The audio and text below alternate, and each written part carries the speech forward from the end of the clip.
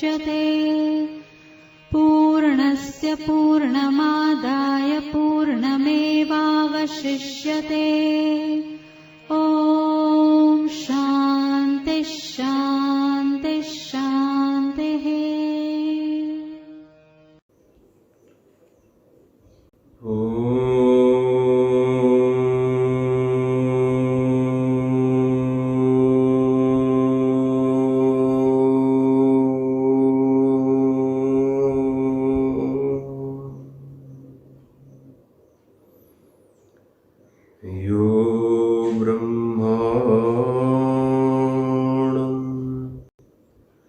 विदधाति पूर्वं यो वै वेदांश्च प्रहिणोति तस्मै तं हदेव मात्मबुद्धिप्रकाशम् मुमुक्षुर्वै शरणमहं प्रपद्ये। ॐ शान्तिः शान्तिः शान्तिः। शङ्करं शङ्कराचार्यं केशवं बादरायणं सूत्रभाष्यकृतौ वन्दे भगवन्तौ पुनः पुनः। ईश्वरो गुरुरात्मेति मूर्तिभेदविभागिने व्योमवद्व्याप्तदेहाय दक्षिणामूर्तये नमः। ॐ शान्तिः शान्तिः शान्तिः। 2 मिनट भगवान नाम संकीर्तन करेंगे। हे गोपाल राधा कृष्ण गोविंद गोविंद। हे गोपाल राधा कृष्ण गोविंद गोविंद। कृष्ण गोविंद गोविंद कृष्ण गोविंद गोविंद। कृष्ण गोविंद गोविंद कृष्ण गोविंद गोविंद। हे गोपाल राधा कृष्ण गोविंद गोविंद। हे गोपाल राधा कृष्ण गोविंद गोविंद। कृष्ण गोविंद गोविंद कृष्ण गोविंद गोविंद। कृष्ण गोविंद गोविंद कृष्ण गोविंद गोविंद। हे गोपाल राधा कृष्ण गोविंद गोविंद। हे गोपाल राधा कृष्ण गोविंद गोविंद। सच्चिदानंद भगवान की जय। सद्गुरुदेव भगवान की जय। सत्य सनातन धर्म की जय। गौ माता की जय। स्वामी जी श्री प्रेमपुरी जी महाराज की जय। ओम नमः पार्वती पतये। हर हर महादेव।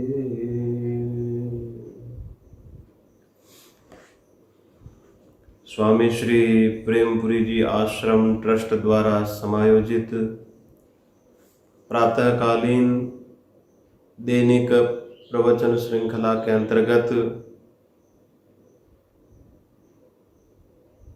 सत्संग श्रवण कर रहे आश्रम के सभी सम्मानित पदाधिकारीगण एवं सभी श्रद्धालु साधकगण, हम लोग कठोपनिषद पर विचार मंथन कर रहे हैं। हमारा जो प्रसंग चल रहा है यमराज और नचिकेता के मध्य तृतीय वरदान के विषय में। यमराज ने कहा कि मैंने तुमको अग्नि विद्या एवं उसका रहस्य, कर्म एवं उपासना का रहस्य तुमको समझाया, जिससे कि लोग उत्कृष्ट भोगों को प्राप्त कर सकें, दिव्य लोक प्राप्त हो सकें। अब तुम तृतीय वरदान का वर्णन करो। नचिकेता तृतीय वरदान के रूप में जो प्रश्न कर रहे हैं उस मंत्र का पहले उच्चारण कर लें, फिर उस पर विचार करते हैं। येयं प्रेते विचिकित्सा मनुष्ये नायम् अस्तीति चैके। येयं प्रेते विचिकित्सा मनुष्ये अस्तीति चैके नायम् अस्तीति चैके। एतद्विद्याम् अनुशिष्टस्त्वयाहम् वराणामेष वरस्तृतीयः। येयं प्रेते विचिकित्सा मनुष्ये। नचिकेता प्रश्न कर रहे हैं कि मरने के बाद कुछ शेष रहता है कि नहीं, इस विषय पर प्रश्न है। प्राय ये सब लोगों का प्रश्न है कि जन्म और मरण तो दोनों साथ साथ में दिखाई देते हैं और सबके सामने प्रत्यक्ष है। जन्म हो रहा है, लोग मर रहे हैं, परंतु मरने के बाद भी कुछ शेष रह जाता है। यदि रहता है तो उसका क्या स्वरूप है, इसके विषय में प्रश्न है। नचिकेता कह रहे हैं कि बहुत सारे लोग कहते हैं कि अस्तीति चैके। कुछ लोग कहते हैं कि मरणोत्तर कुछ शेष रहता है, और कुछ लोग कहते हैं नास्तीति चैके, मरने के बाद कुछ शेष नहीं रहता है। इसलिए इस जीवन में खाओ पियो, आनंद से रहो, मौज मस्ती से रहो। इस शरीर का आना जाना है नहीं, इसलिए इस जीवन में जितना आनंद लेना है ले लो। ये लोक परलोक कर्म रहस्य, ये लोगों को डराने के लिए ये शास्त्रों ने कपोल कल्पना की है। एक विचारधारा ऐसी भी चलती है। अब यहाँ पर इस मंत्र से क्या प्रश्न निकल कर आता है, महापुरुषों ने अपना भाव प्रकट किया है। जीव की गति के विषय में शायद नचिकेता का प्रश्न नहीं है, क्योंकि नचिकेता यमराज के वहाँ पर बैठे हुए हैं, 3 दिन से हैं।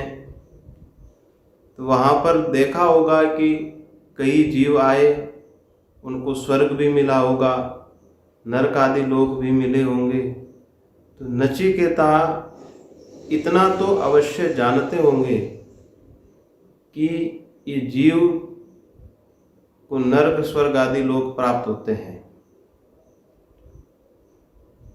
यहाँ जो एक प्रश्न उठकर आता है कि ये जो हम व्यवहार करते हैं कि मैं इस विषय को जानता हूँ, मैं श्वास ले रहा हूँ, मैं सुन रहा हूँ, मैं देख रहा हूँ, मैं सूंघ रहा हूँ, मैंने इस विषय को जाना, मैंने नहीं जाना, क्या यही आत्मा है या इससे अलग कोई आत्मा है? इससे अलग कुछ दिखाई नहीं देता है या अनुभव में भी नहीं आता है। हम स्वयं अपने से विचार करें कि मैं ज्ञान कर रहा हूं, मैं ज्ञान का ग्राहक हूं। जैसे इदम पुस्तकम, ऐसा जो हम व्यवहार कर रहे हैं बुद्धि के द्वारा हमने जाना, और बुद्धि ही सर्वे सर्वा है, विज्ञानमय कोष्ठक में अनुभूति होती है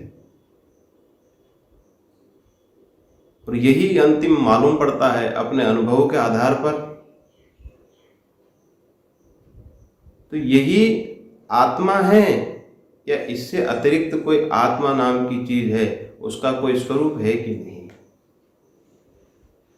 यदि मरणोत्तर आत्मा शेष रहती है मरने के बाद भी, तो उसका स्वरूप क्या है? और ये प्रत्यक्ष का विषय नहीं, प्रत्यक्ष तो इंद्रियों आदि से हम इसका प्रत्यक्ष कर नहीं सकते हैं। इसलिए बहुत सारे लोग कहते हैं कि कुछ शेष नहीं रहता है। जो केवल प्रत्यक्ष को ही प्रमाण मानते हैं वो लोग कहते हैं कि कुछ भी दिखता नहीं है। इसलिए बौद्धों ने कहा कि सर्वम शून्यम शून्यम शून्यम, शून्य से ही ये जगत की उत्पत्ति होती है, अभाव से ही भाव की उत्पत्ति होती है। परंतु विचार करके देखते हैं कि अभाव से भाव की उत्पत्ति नहीं होती है। एक वट वृक्ष का बीज है, उसको तोड़ने पर कुछ भी नहीं निकलता है, उसमें वो बरगद दिखाई नहीं देता है। लेकिन जब वट वृक्ष का बीज लगाते हैं तो उसे विशाल बरगद का पेड़ तैयार होता है, धान की फसल तैयार नहीं होती है उससे। यदि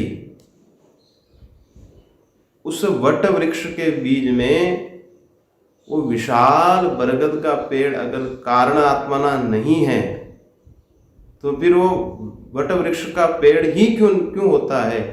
धान आदि की फसल क्यों नहीं हो जाती है बरगद के पेड़ से? तो इसका तात्पर्य यही है कि जो कार्य है वो कार्य कारण रूप से पहले विद्यमान होगा, तभी वो बाहर प्रकट होगा।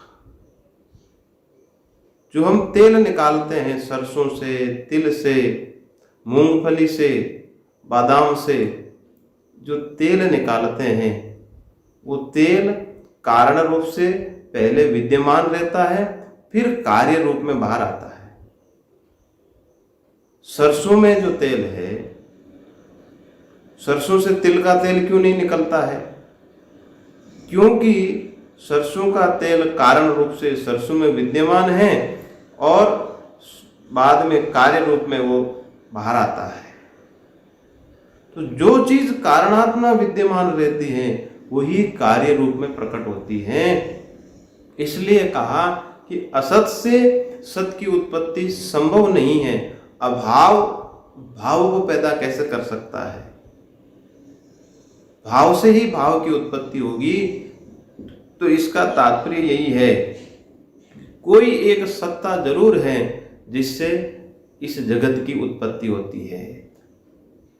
ईश्वर का अस्तित्व है जिससे संसार संचालित हो रहा है। ये नचिकेता का प्रश्न है, इसका उत्तर स्वयं यमराज देंगे। एतद विद्याम अनुशिष्टस्त्वयाहम, इस विद्या को मैं आपसे ही जानना चाहता हूं। नचिकेता कह रहे हैं कि ये विद्या मुझे किसी और से नहीं जाननी है। अनुशिष्टस्त्वयाम, हम आपसे अनुशासित होकर के मैं इस विद्या को जानना चाहता हूं। और वराणाम एष वरस तृतीय, यही मेरा तृतीय वरदान है। अब यमराज ने विचार किया, ये ज्ञान तो बड़ा रहस्यात्मक है। जैसे कर्म और उपासना का रहस्य किसी को भी समझाया जा सकता है और वो व्यक्ति अपनी प्रखर बुद्धि के माध्यम से समझ लेता है, लेकिन ये जो आत्म तत्व है ये बुद्धि एवं इंद्रियों का विषय नहीं है। जो वस्तु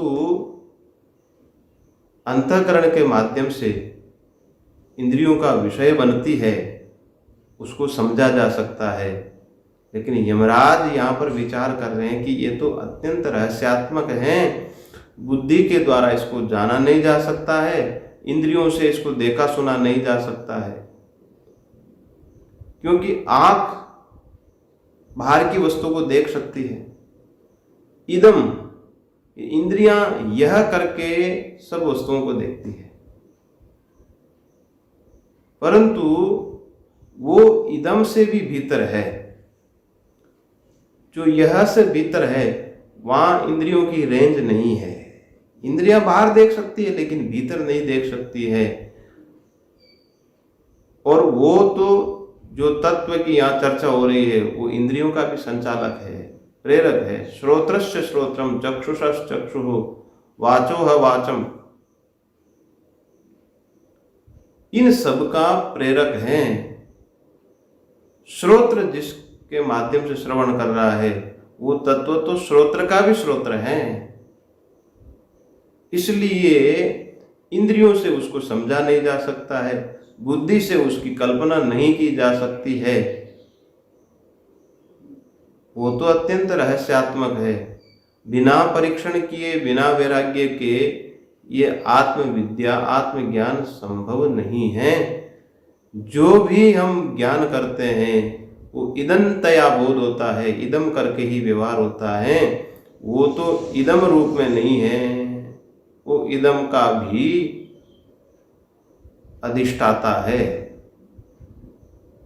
इसलिए यमराज ने विचार किया कि पहले परीक्षा करना बहुत आवश्यक है।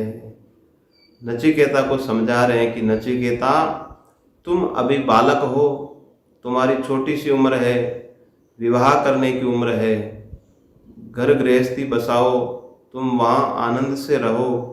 अभी तुमने जीवन देखा ही क्या है, संसार में आनंद से रहो। ये आत्मज्ञान के विषय में क्यों प्रश्न कर रहे हो? अब यमराज नचिकेता को प्रलोभन दे रहे हैं। देखिए, बहुत सारे लोग डींग हाँकते हैं कि महाराज हमें स्वर्ग कुछ नहीं चाहिए, हमें किसी प्रकार की कोई सुविधा नहीं चाहिए, मैं तो इनसे उपराम हो चुका हूँ, ऐसा लोग बोलते हैं। परंतु जब वो विषय सामने उपस्थित होता है, सामने अगर परोस कर उस विषय को रख दे तो वो भीतर से फिर ज्वाला पैदा होती है, व्यक्ति उसकी तरफ टूट पड़ता है। जब तक उपलब्ध नहीं है विषय तब तक वैराग्य है, और जब विषय उपलब्ध हो गए वैराग्य समाप्त हो गया।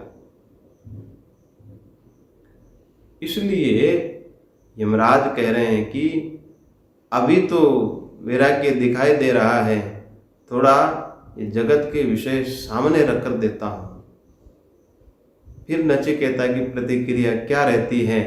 इसलिए यमराज पहले प्रलोभन दे रहे हैं, उसकी परीक्षा ले रहे हैं कि ये जगत से विरक्त है कि नहीं, और जो इस जगत चक्र से विरक्त हो चुका है, संसार से जिसको किसी प्रकार की कोई आसक्ति नहीं है, वही व्यक्ति इस ज्ञान का अधिकारी बन सकता है। इसलिए परीक्षा करना अत्यावश्यक है। तो यमराज पहले नचिकेता की परीक्षा कर रहे हैं।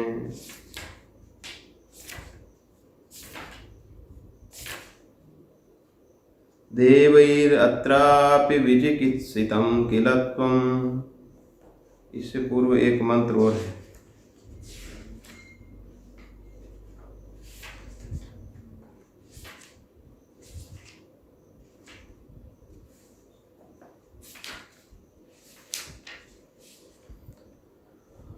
देवैरत्रापि विचिकित्सितं पुरा नहि सुविज्ञेयमनुरेष धर्मः। अन्यं वरं नचिकेतो वृणीष्व मामोपरोत्सीरति मासृजैनम्।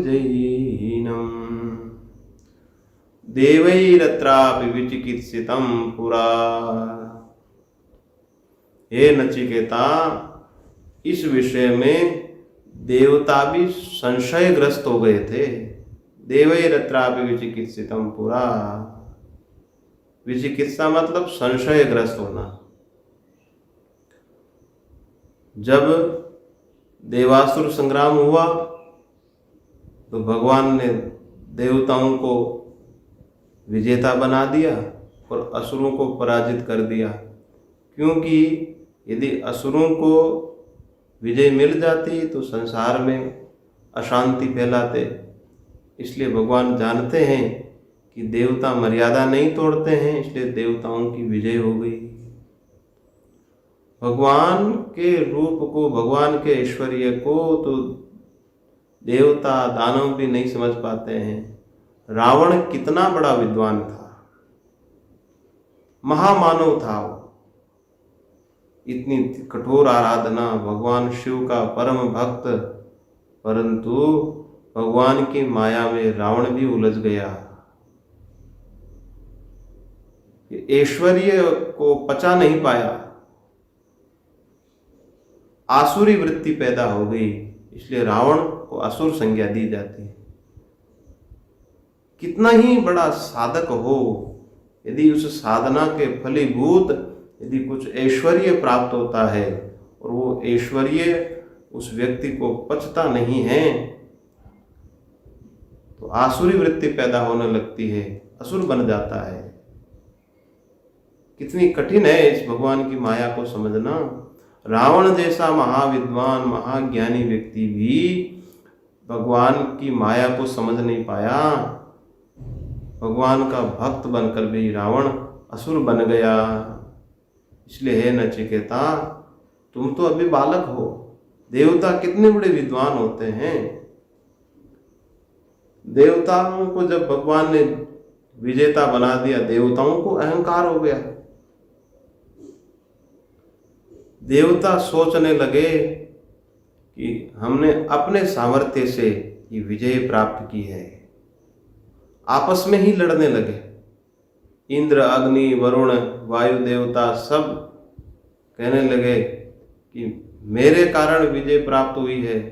इंद्र बोलता है नहीं नहीं, मेरी ताकत से विजय प्राप्त हुई है। भगवान ने सोचा कि इन देवताओं को अहंकार हो गया, फिर मारे जाएंगे, फिर पराजित हो जाएंगे। भगवान ने देवताओं का अहंकार दूर करने के लिए, देवताओं की परीक्षा लेने के लिए यक्ष रूप में भगवान प्रकट हुए। उस दिव्य रूप को देख करके देवता घबरा गए, अचंभित हो गए। वो रूप समझ में नहीं आया। तो आपस में विचार करते हुए देवता ने विचार किया कि उसके पास जाना चाहिए, ये रूप कौन है। सबसे पहले अग्नि देवता गए। अग्नि देवता घबराए हुए थे। उस यक्ष ने पूछा कि भाई आपके पास क्या सामर्थ्य हैं। तो अग्नि देवता ने कहा कि मैं इस दुनिया को जला सकता हूँ, इतना सामर्थ्य है। ये सर्वत्र जो अग्नि प्रकट हो रही है ये मेरे माध्यम से ही प्रकट है। तो उस यक्ष ने एक छोटा सा तिनका सामने रखा, कहा कि तुम इसको जलाओ मत, केवल गर्म कर दो। थोड़ा सा उष्ण हो जाए तो मैं मान लूंगा कि तुम अग्नि देवता हो, तुम्हारे पास सामर्थ्य है। वो छोटा सा तिनका उसको हल्का सा गर्म भी नहीं कर पाया अग्नि देवता, और शर्म के मारे चूर चूर हो गया और एक तरफ कोने में आकर बैठ गया। वायु देवता गए, कहा कि तुम्हारे पास क्या सामर्थ्य है। यक्ष ने पूछा, कहा कि मैं ये जो वायु संचालित हो रही है मेरे सामर्थ्य से संचालित हो रही है। अगर मेरी इच्छा हो तो मैं बाउंडर के माध्यम से इस दुनिया को अस्त व्यस्त कर सकता हूँ। तो यक्ष ने कहा कि दुनिया को तो फिर कर लेना, पहले ये छोटा सा तिनका है, इस तिनके को तुम केवल हिला दो। वो वायु देवता उस तिनके को रत्ती भर भी नहीं हिला पाया और उसका अभिमान दूर हुआ और वो भी एक तरफ आकर बैठ गया। इंद्र देवता गए। इंद्र देवता को ज्यादा अभिमान होता है, तो यक्ष ने उसका अभिमान दूर करने के लिए उसके सामने से ओझल हो गए, वहां से अप्रकट हो गए। फिर भी इंद्र देवता वहां से लौटकर नहीं आए। उसने विचार किया कि ये जो रहस्यात्मक स्वरूप है इसको समझना होगा, कौन है। फिर देखा कि इंद्र प्रतीक्षारत है, इंद्र उस तत्व को समझना चाहता है।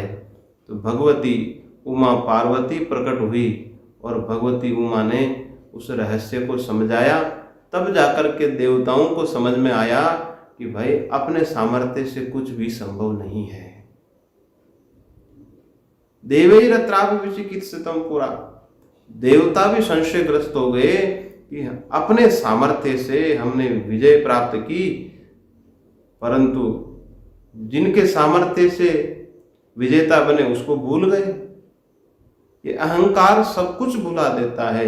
ये जीव जब अपने में कर्तापन करने लगता है तब सर्व ऐश्वर्य सब कुछ श्रेय अपने आप में लेने लगता है।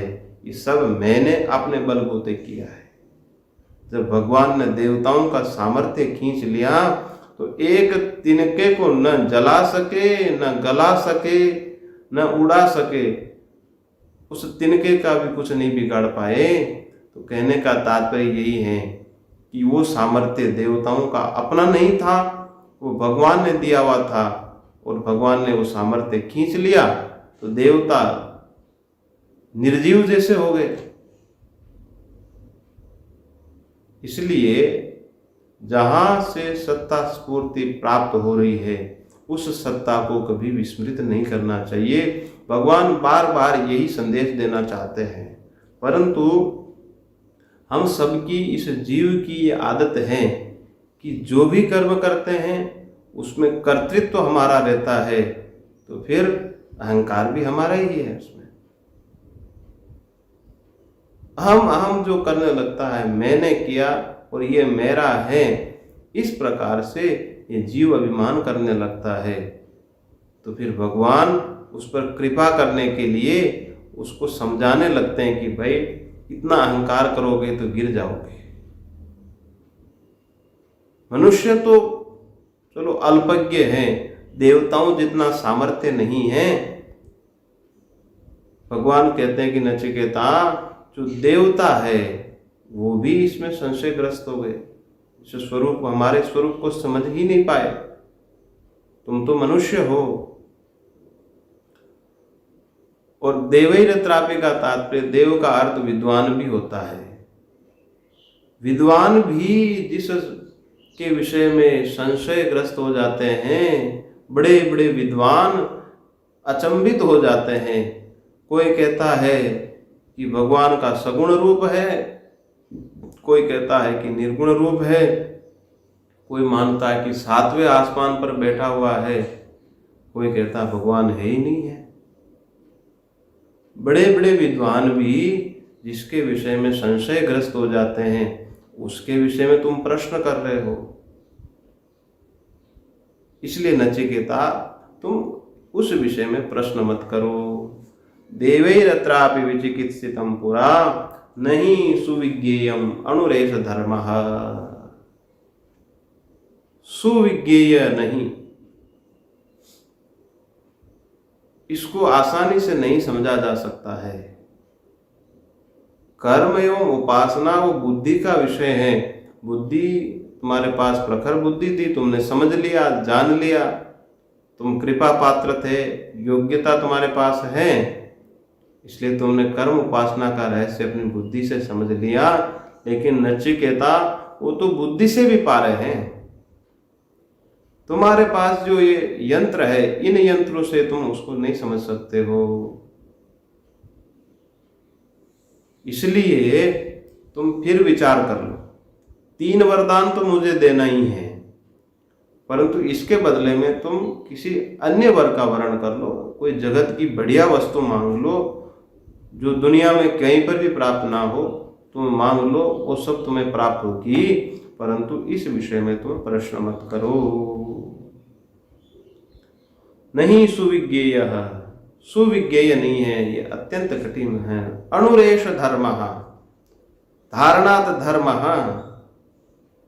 इसको धारण किया जाए, इस व्युत्पत्ति के अनुसार यह धर्म का अर्थ है परमात्मा, और परमात्मा का स्वरूप अत्यंत सूक्ष्म है। अणु मानी सूक्ष्म, एष स्वरूप, परमात्मा का जो स्वरूप है अत्यंत सूक्ष्म है, इसलिए इसको तो बड़े बड़े विद्वान भी नहीं समझ पाते हैं। कोई सगुण मानकर बैठ जाते हैं, कोई निर्गुण मानकर बैठ जाते हैं, कोई सातवें आसमान में इसको समझते हैं, वो भी बड़े बड़े विद्वान हैं, फिर भी इस रहस्य को समझ नहीं पाते हैं। अत्यंत सूक्ष्म रहस्य है। अन्यम वरम नचिकेतो वृणीस्व, इसलिए हे नचिकेता तुम दूसरा वरदान मांग लो। मां मोपरोत्सी ही, माम उपरोत्सी ही, एक मां का अर्थ है मां, और एक मां निषेधार्थक है, उपरोत्सी ही, इस वर के लिए मुझे बाध्य ना करो, मुझे मजबूर मत करो। एक उत्तमर्ण होता है, एक अधमर्ण होता है। जो किसी को ऋण देता है उसको उत्तम ऋण कहा है, उत्तम ऋण वाला, और जो ऋण लेता है वो अधमर्ण हो गया। यमराज कह रहे हैं कि भाई मैं तुम्हारा ऋणी हूं, तुम मुझे दबा सकते हो, कुछ भी कह सकते हो, क्योंकि 3 वरदान के लिए मैंने कहा, तो नचिकेता मैं तुम्हारा ऋणी हो गया हूं, मुझे 3 वरदान देना है, परंतु इसके लिए तुम मुझे मजबूर मत करो। मैं नहीं दूंगा, यमराज ने नहीं कहा। यमराज यही कह रहे कि मैं मजबूर हूं 3 वरदान देने के लिए, मुझे देना ही है, परंतु इसके लिए तुम मुझे बाध्य मत करो। अतिमास विजयिनम, इसको तुम मेरे लिए छोड़ दो, मेरे पास ही इसको रहने दो। एनम माम अतिसृजः, ऐसा इसका विग्रह करिए। एनम माम अतिसृजः, इस प्रकार से पंक्ति लगाइए कि अतिसृजः अर्थात इसका तुम परित्याग कर दो, मेरे लिए इसको छोड़ दो। इस वर को, एनम अर्थात इस वर को, माम अतिसृजः मेरे लिए तुम छोड़ दो, इसके लिए तुम मुझे बाध्य मत करो। परंतु नचिकेता को देखा कि उसको तो कोई असर ही नहीं हुआ इन बातों का, कोई फर्क नहीं पड़ा जब इन बातों का। तो यमराज फिर प्रयास करने लगे कि कुछ न कुछ इसको बड़े प्रलोभन देने पड़ेंगे, तब जाकर के ये मानेगा, ऐसे छोटे प्रलोभन से नहीं मानेगा। तो यमराज बोले कि नचिकेता तुमको ऐसा संसार दूंगा कि जो आज तक किसी को प्राप्त नहीं हुआ हो।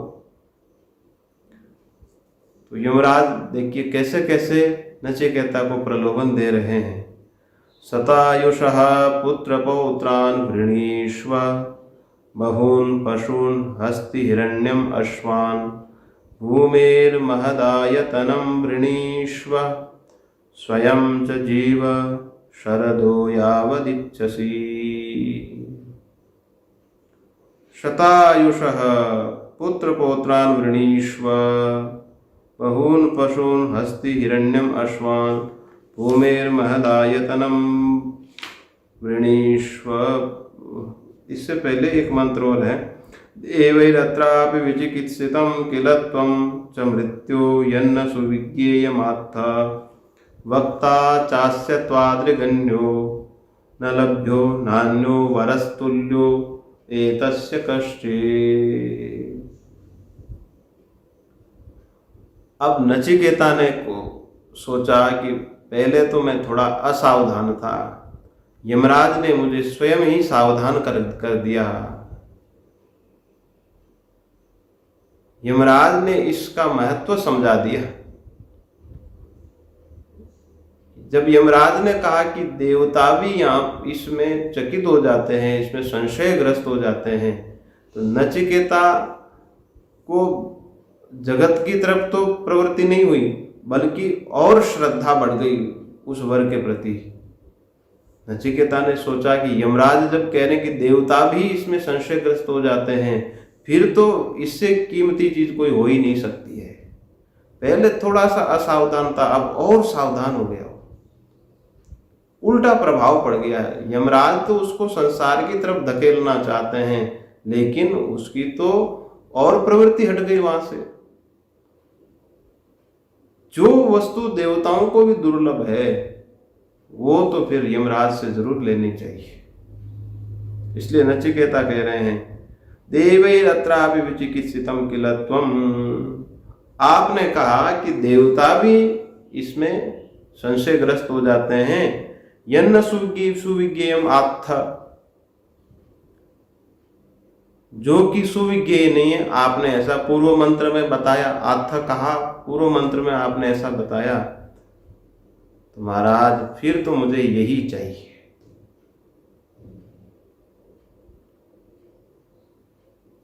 देवताओं के लिए सुविज्ञेय नहीं है, और ये जब अत्यंत कठिन है तो इसका समझाने वाला गुरु भी नहीं मिलेगा। गुरु भी दुर्लभ, शिष्य भी दुर्लभ। शास्त्रवेता गुरु मिलने पर भी उसका सामर्थ्य प्राप्त करने वाले ब्रह्मनिष्ठ गुरु का मिलना अत्यंत दुर्लभ है। इसलिए नचिकेता विचार कर रहे हैं कि महाराज आप तो विद्वान भी हैं और सामर्थ्यशाली भी हैं, मैं मृत्यु लोक से यहाँ धर्म लोक में आ गया हूं, और मृत्यु लोक में आप जैसा गुरु मुझे कहाँ प्राप्त होगा। आप जैसे गुरु प्राप्त हो गए तो फिर मुझे चाहिए क्या। वक्ता चास्य द्वात्वाद्रिगण्यो न लभ्यो, वक्ता तुम्हारे जैसे, त्वाद्रिगण्यो तुम्हारे जैसे वक्ता, न लभ्यो तुम्हारे जैसे वक्ता अन्य कोई प्राप्त होंगे नहीं। वरस्तुल्यः एतस्य कश्चित्, न अन्य वरस्तुल्य एतस्य कश्चित्। इसलिए इस वर के तुल्य कोई दूसरा वर हो नहीं सकता, इसकी कोई उपमा नहीं है, इसके जैसा कोई दूसरा वरदान संभव ही नहीं है। इसलिए यही वर मेरे लिए श्रेष्ठ है, और आप गुरु मिल गए तो फिर मुझे आपसे ही प्राप्त करना है इस रहस्य को। और आप सामर्थ्यशाली गुरु हैं, अगर जीव में थोड़ी बहुत वासना भी है तो उस प्रतिबंधक वासना को भी आप समाप्त कर सकते हैं। और यदि विद्वान गुरु होंगे और ब्रह्मनिष्ठ नहीं होंगे तो उनसे ये इस तत्व का रहस्य तो समझ सकते हैं, लेकिन सामर्थ्य के अभाव में वो हमारे प्रतिबंधों को दूर नहीं कर सकते हैं। साधक स्वयं अपनी साधना करके उन प्रतिबंधों को दूर कर सकता है, परंतु जो सामर्थ्यशाली गुरु है वो तो अपने शिष्य पर कृपा करके अगर उस ज्ञान के लिए थोड़ी बहुत अपात्रता बची हुई है तो उसको अपने सामर्थ्य से आप पात्र बना सकते हो और उसको ये ज्ञान दे सकते हो। इसलिए आप मेरे पर कृपा कीजिए, मुझे यही वर चाहिए। यमराज ने सोचा कि इसको बड़े बड़े प्रलोभन देना पड़ेगा, तब जाकर के ये मानेगा। शतायुषः पुत्र पौत्रान वृणीष्वः, कहा कि हे नचिकेता, तुमने जगत के भोगों को देखा नहीं है इसलिए तुम ऐसा बोल रहे हो। जब संसार के दिव्य भोगों को तुम देख लोगे इधर कभी आओगे ही नहीं, इधर कभी तुम्हारी प्रवृत्ति ही नहीं होगी। इसलिए शतायुषः पुत्र पौत्रान वृणीष्वः, 100 वर्ष की आयु वाले पुत्र और पौत्र तुम मांग लो, तुम्हें मिल जाएंगे। और यदि तुम्हारे मन में ये हो कि पुत्र और पौत्र यदि बढ़ जाएंगे, 100 वर्ष जिएंगे, तो वो क्या खाएंगे पिएंगे, उसके लिए इतना बड़ा स्थान कहाँ से आएगा? तो यमराज कहते हैं कि तुम उसकी भी चिंता मत करो। पशून, हस्ती, हिरण्यम, अश्वान,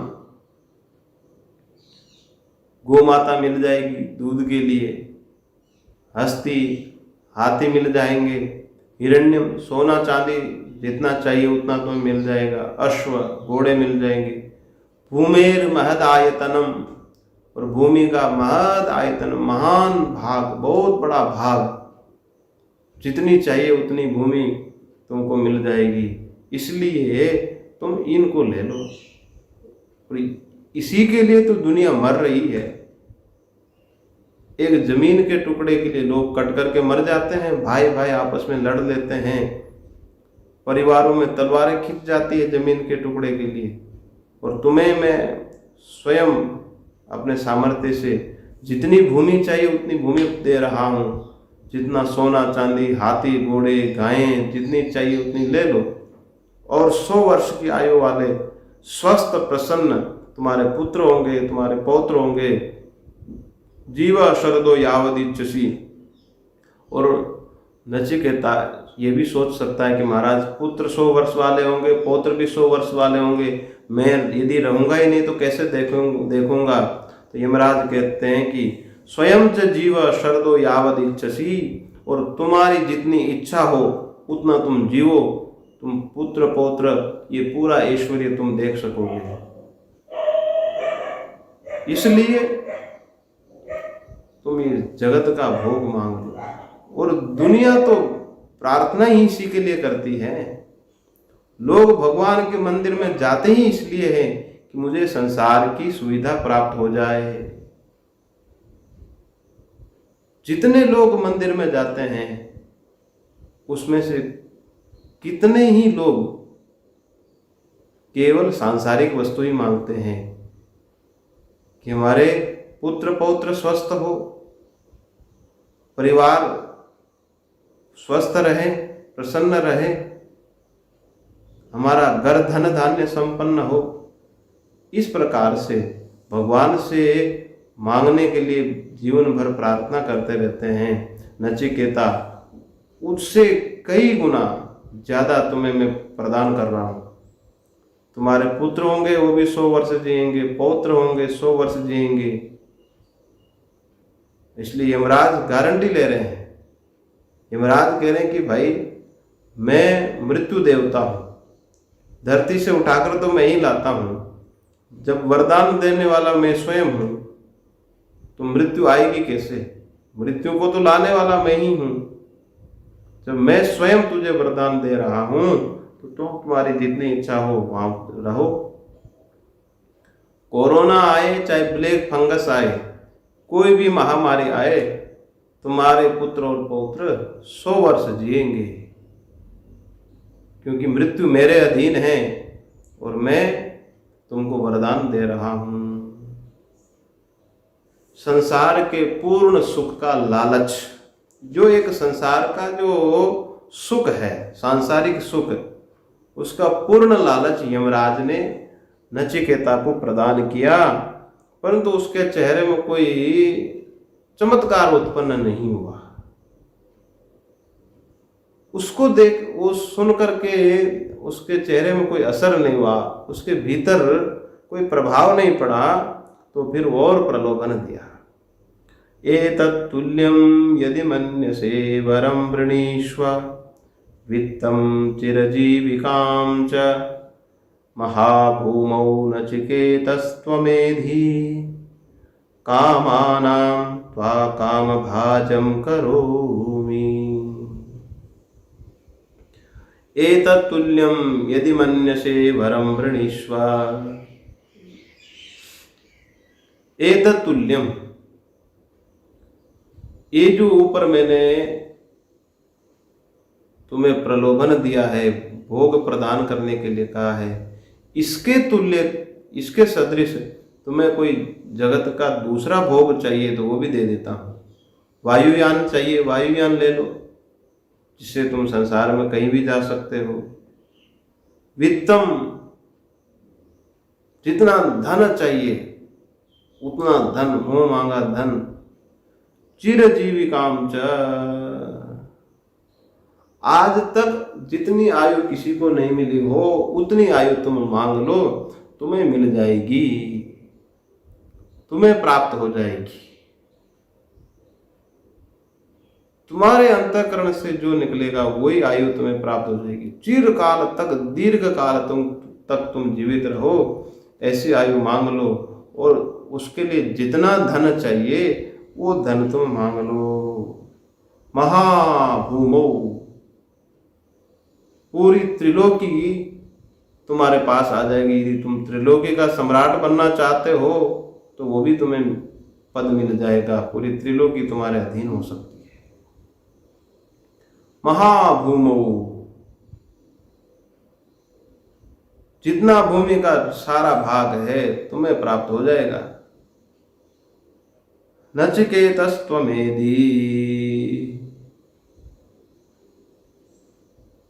अब नचिकेता यदि ये विचार कर ले कि महाराज मिल जाएगी, परंतु यदि भोगने का सामर्थ्य ही नहीं रहेगा तो फिर भोगूंगा कैसे? क्योंकि ये बड़ी समस्या रहती है कि मृत्यु लोक में आदमी पैसा इकट्ठा कर लेता है, बहुत सारा ऐश्वर्य इकट्ठा करता है, परिवार में बहुत सुविधा भी बढ़ा देता है, परंतु भोगने का सामर्थ्य समाप्त हो जाता है। आजकल तो यही हो रहा है। शुगर, बीपी और दुनिया भर की बीमारियां, सब कुछ सुविधा है परंतु भोग नहीं सकते, भोगने का सामर्थ्य समाप्त हो जाता है, कुछ खा नहीं सकते हैं। सब कुछ भगवान ने दिया है लेकिन भोगने में समर्थ नहीं है। इसलिए नचिकेता को कहीं ये संशय नहीं हो जाए कि इतना वित्त दे देंगे, वायुयान, हाथी, घोड़े आदि, और पूरी पृथ्वी का राजा मुझे बना रहे हैं, तो कहीं भोगने का सामर्थ्य भी रहेगा कि नहीं? सामर्थ्य होगा तभी तो मैं भोग पाऊंगा, कहीं ऐसा मन में ना आ जाए। इसलिए यमराज कह रहे हैं नचिकेतस्त्वमेधि, परंतु नचिकेता तुम ये सब कुछ तुम भोगोगे, ये तुम्हें प्राप्त होंगे। कामानाम त्वा काम भाजन करोमि, कामानाम त्वाम काम भाजन करोमि। काम का अर्थ यहां पर भोग, जितने भी भोग है तुम उसका उपभोग पूर्ण रूप से कर पाओगे। महाभूमो नचिकेतस्त्वमेधि, महाभूमि अर्थात संपूर्ण पृथ्वी का तुम्हें राजा बना देता हूं और तुम उसको भोगने में समर्थ भी होगे। कामानाम त्वाम काम भाजम करोमि, कामनाओं का अर्थात जितने भी पदार्थ हैं, भोग है, उनका उपभोग के लिए तुम्हें सामर्थ्य में प्रदान कर रहा हूं। ये सब सुनकर भी नचिकेता के मन में कोई प्रभाव नहीं पड़ा, वह चुप रहा, क्योंकि नचिकेता जानता था कि इन बातों से मेरा कोई प्रयोजन नहीं है। जो वर चाहिए उसका मैंने वर्ण कर लिया है और उसके अलावा दूसरा वर मुझे चाहिए नहीं। इन बातों से भी नचिकेता को कोई असर नहीं हुआ। उसने सोचा कि मेरा कोई प्रयोजन नहीं है। यमराज ने सोचा कि बड़ा दृढ़ है, बहुत मजबूत है। फिर यमराज ने और दांव चलाया। यमराज ने सोचा कि और पाशा फेंकते हैं, कहीं पिघल जाए। तो फिर अगले मंत्र में देखिए, ये कामा दुर्लभा मर्त्यलोके सर्वान् कामांश्छन्दतः प्रार्थयस्व इमा रामः सरथः सतूर्या नहि दृशा लंभनीया मनुष्यैः आभिर्मत्प्रताभिः परिचारयस्व नचिकेतो मरणं मानुप्राक्षिः ये कामा दुर्लभा मर्त्यलोके। नचिकेता, जो जो भोग मर्त्यलोक में, पृथ्वीलोक में दुर्लभ हैं, वो भोग तुम यहाँ स्वर्ग से ले जाओ। जो स्वर्ग के भोग है वो तो मृत्युलोक में संभव नहीं है, और तुम्हें एक ऐसी सुविधा प्रदान कर रहा हूं, जो स्वर्ग के भोग हैं वो तुम मृत्युलोक में भोग सकते हो। वो सुविधा तुम्हें मैं मृत्युलोक में प्रदान करता हूं। तुम अपने घर जाकर के इस स्वर्ग की सारी सुविधा ले जाओ। ये कामा दुर्लभा मर्त्यलोके सर्वान कामांश छंदतः प्रार्थयस्व। सभी कामनाओं को तुम पूर्ण रूप से, स्वतंत्र रूप से इसको प्रार्थयस्व मांग लो। सभी तुम यथेच्छ, जितनी इच्छा है, छंदतः, जितनी इच्छा है तुम्हारी, प्रार्थयस्व, उतना तुम मांग लो। क्या क्या है? इमा रामा, यमराज ने कहा कि ये रमणीय अप्सराएं हैं जो तुम्हें मृत्युलोक में ही मिल जाएगी। ये स्वर्ग में जो सुविधा होती है तुम्हें अपने घर पर ही ये प्राप्त हो जाएगी। सरथः, और उनके साथ ये रथ, स्वर्गीय रथ। और कैसे? सतुर्याः, गाजे बाजे के साथ में। नहीं दृशा लंभनीय मनुष्य ही, ये सब मनुष्यों के द्वारा लंभनीय, प्रापणीय नहीं है, प्राप्त नहीं कर सकता है मनुष्य इनको। मनुष्य लोक में, पृथ्वी लोक में ये सब संभव नहीं है। तुम यहां से ले जाओ स्वर्ग से। आविर्मत प्रत्ताभिः परिचारयस्व, और आविर्मत प्रत्ताभिः परिचारयस्व, परिचारयस्व मत प्रत्ताभिः, मैं तुम्हें ये प्रदान कर रहा हूं। परिचारयस्व, इनसे तुम सेवा करवाओ।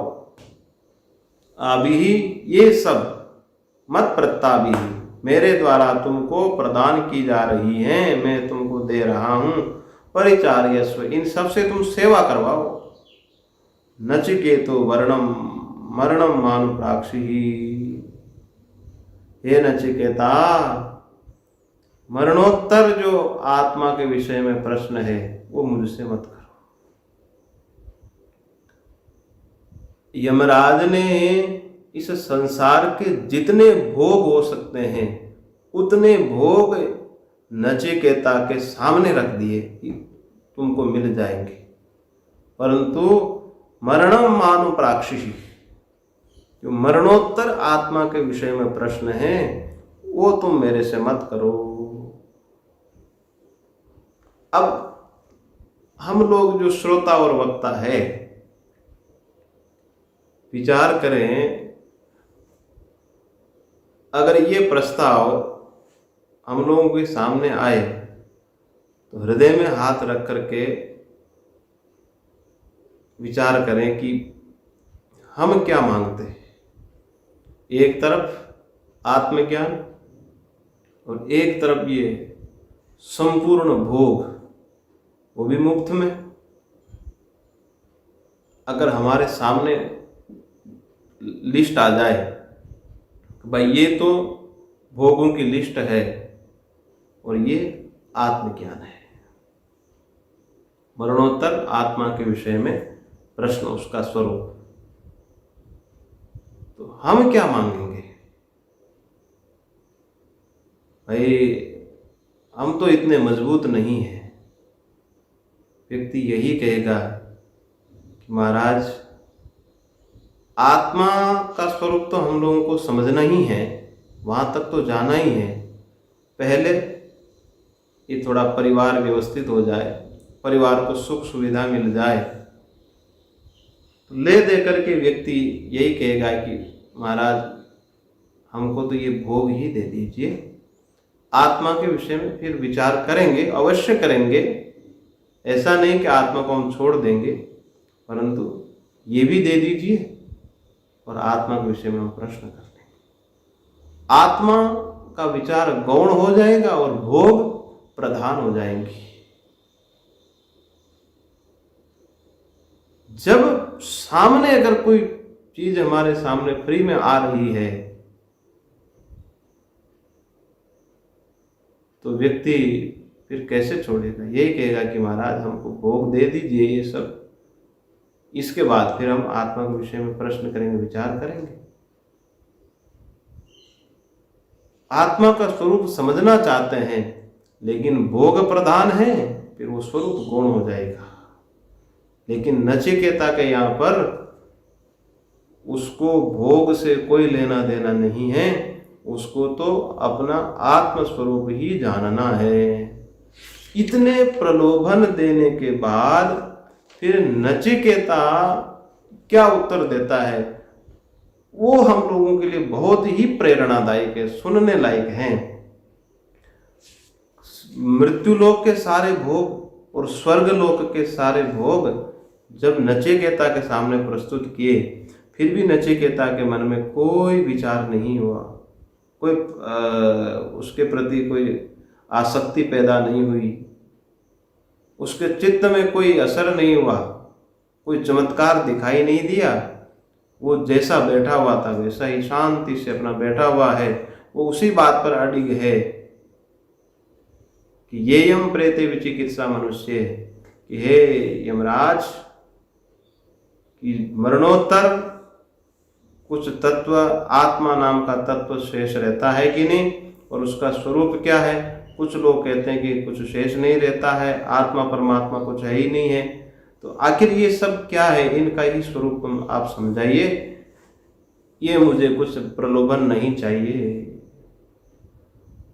नचिकेता उत्तर दे रहे हैं, स्वभावामर्त्यस्य यदन्तैकतत् सर्वेन्द्रियाणां जरयन्ति तेजः अपि सर्वं जीवितम् अल्पमेव तवैव वाहास्तव नृत्य गीते।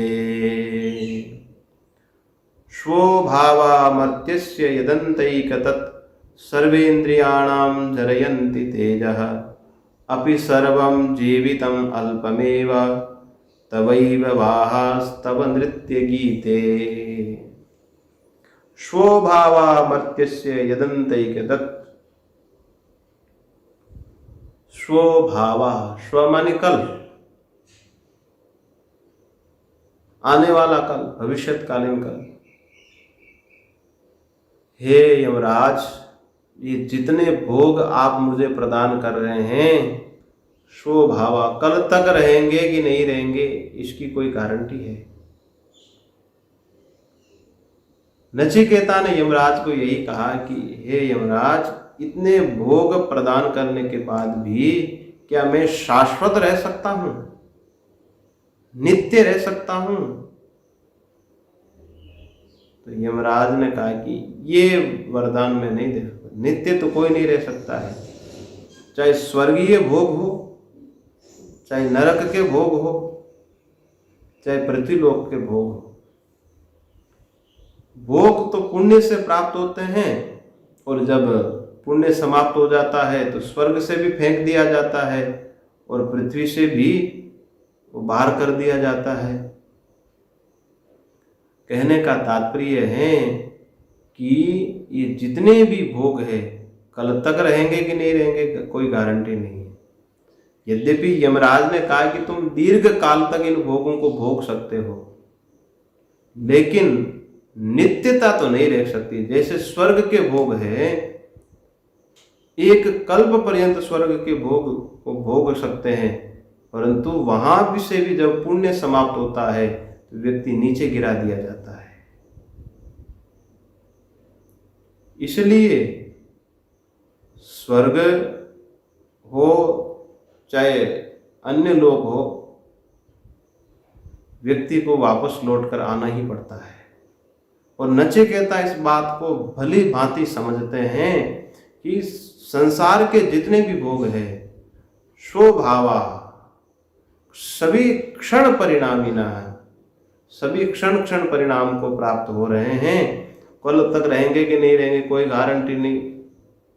कोरोना काल चल रहा है, कौन जिएगा, कौन रहेगा, कौन मरेगा, अभी तो कोई नहीं जानता है। दुनिया की तो ये स्थिति है, कितने रहेंगे कितने चले जाएंगे हम जानते नहीं हैं। इसलिए है यमराज, क्या आप पूरी दुनिया को ऐसा कर सकते हो, शाश्वत बना सकते हो?